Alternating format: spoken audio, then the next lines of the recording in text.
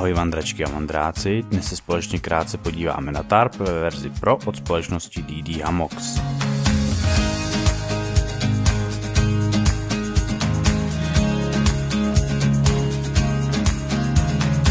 Plachty DD Hammocks vyrábí v několika variantách, které se liší od stíny, rozměry, ale i provedením. Tarp je možné si pořídit v klasické verzi, Super Light provedení, anebo ve verzi Pro, na kterou se právě teď podíváme.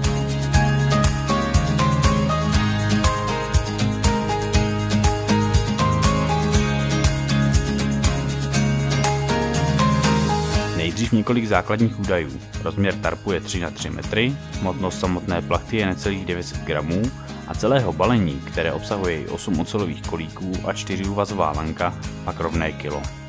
Materiál plachty je polyester 190T s polyuretanovým zátěrem.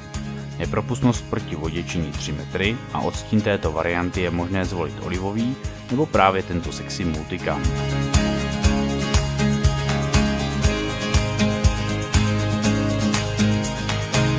Co tarp nabízí za možnosti úvazů a úchytů, čímž si vlastně vysloužil přívlastek Pro? Pojďme se na to podívat. Kromě úctyhodných 21 upevňovacích úchytů, díky kterým je například možné vytvořit hřeben tarpu v obou směrech, pak i 16 ocelových oček pro možnost ukotvení tarpu v zemi, případně pro uložení hrotu trkové hůlky či alternativní podpory, 8 balících úchytů, do kterých můžete smotat lanka, která se vám takyž nikdy nezašmodrchají, a 18 drupů, se kterými můžete tarp pozapínat do různorodých konstrukcí, případně spojit více těchto tarpů dohromady. Všechny kotvící body jsou navíc vystuženy, takže bez problémů vydrží i hrubší zacházení.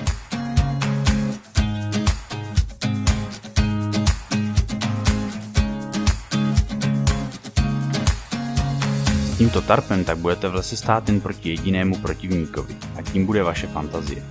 Totiž možností, jakým způsobem postavit přístřešek pomocí tohoto tarpu, je nepřeberné.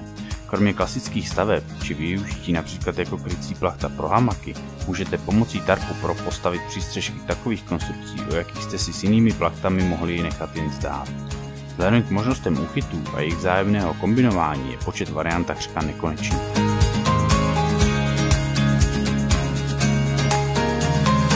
Kvalita zpracování plachty je pochopitelně na vysoké úrovni. Od DD Hammocks jsem vyzkoušel několik verzí tarpů a rozhodně si nemohu stěžovat na jejich kvalitu zpracování či výdrž.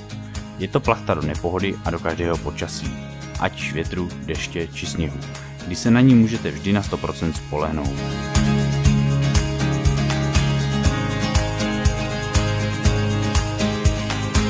Tento tarp je zkrátka pro všechny zálesáky, co chtějí kvalitní vybavení bez kompromisů, nechtějí při prvním větru řešit vytržená kotvící oka, propouštění vody při sebe menším dešti či protržení samotné plachty při ostřejším pohledu.